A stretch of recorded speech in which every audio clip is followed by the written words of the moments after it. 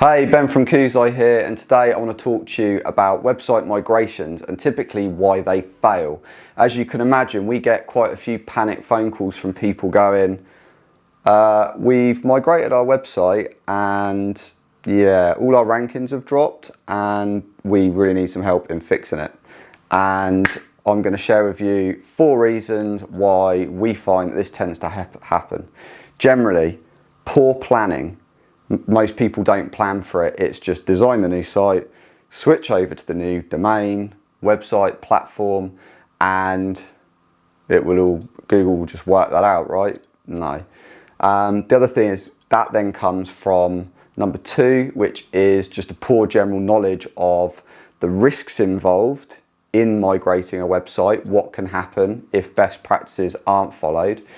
3, just a general lack of knowledge on what to do the website migration. And even number 4, if all of that is there, poor checklists. So there'll be things like you've planned, you've kind of missed a few bits, or you've done everything you can up to a certain point, but there's no checklist in place. So as soon as you go live, nobody's checking to make sure that, oh, hang on, did we turn that no follow off? Or have we checked in Search Console to make sure that we're not getting a load of errors returned and that people are trying to find pages and that redirects haven't happened? Or, and the problem is that then, because the checklist isn't in place, it's not followed, the processes aren't gone through, because things aren't done in a thorough way, bits get missed. Website migrations are overly complex processes most of the time, depending on whether it's just a simple change of host, for example. It can be relatively straightforward. However, a lot of people will say design a new website and decide to move to a new platform at the same time. So you've then got this cluster of potential issues whereby we're changing all of the different pages, we're changing all of the navigation around, so all the linking structures potentially going to change, the URLs aren't kept the same, so all of that then changes, the design changes, the UX, the contact forms, everything. So everything that has been changed should be falling into this checklist. So they're the 4 main problems that we tend to see. And although a website migration is typically quite a complex process, if you've got somebody internally that is competent in it and understands it and can follow a checklist and can go through and marry up things like making sure all of your redirects are in place, the Search Console has been updated, even down to logging into Search Console and telling it that you have changed website domains, or these little things, everything should have a place on the overall checklist. And really, even when people with the knowledge, with the forward planning, there will always be something. You will go live, there will always be something that you've overlooked or that doesn't take properly, or you've missed a redirect and it's an important one, or you've not taken account for some linking structure, like anything. There can be any little part of that that's missed. But if you've got a strong planning stage and you've eliminated most of the issues and you've got a really good checklist in place for before, during and after, you're going to find that migration process goes a lot smoother. You're never going to 100% avoid all issues, especially if you're doing things like changing website domain. There's going to be some short-term pain experienced.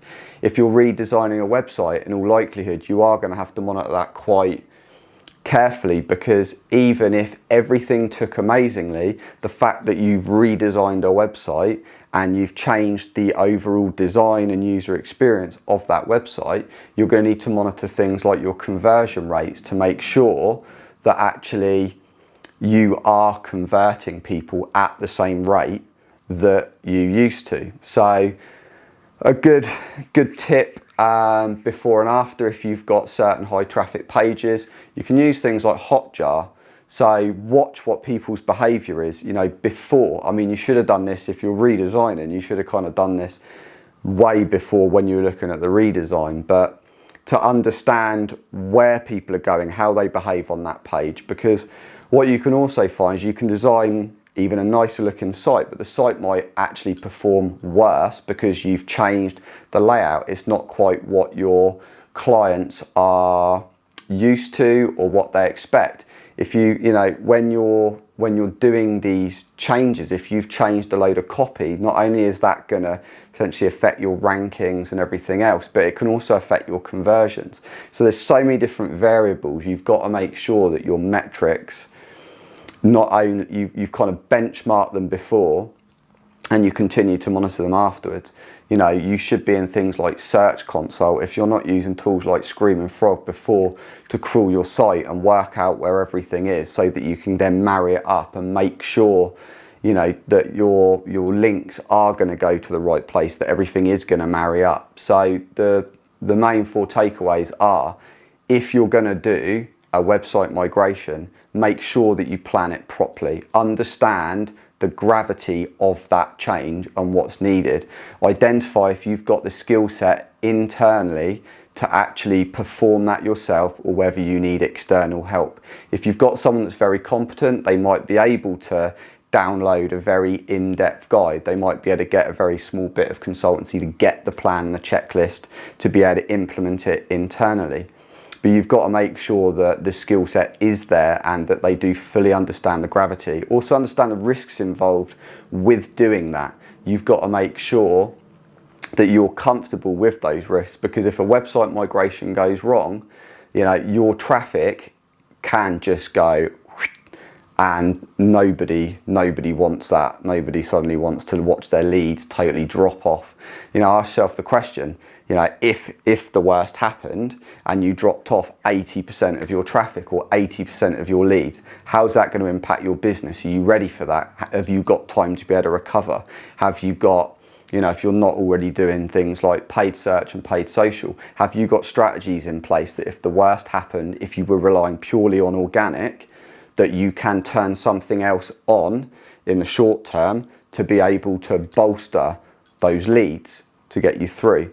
And also, you know, you need to make sure that you have got a thorough checklist of before, during and after. You know, plan the work the plan. As long as you've got it there, and as long as you're monitoring Search Console and things like that, at least you're able to react quickly to what's happening. No one wants to just flip the switch, go live, fingers crossed everything's going to be okay, and a month later you find out there were all these issues that you've now got to fix, because it's going to be so much harder to do after the fact. So I hope you found that video useful. If you want more help and advice, reach out. Also, we've got a white paper somewhere on website migration, so if you are looking at doing it, then feel free to grab that, have a look through and see what's involved in the process.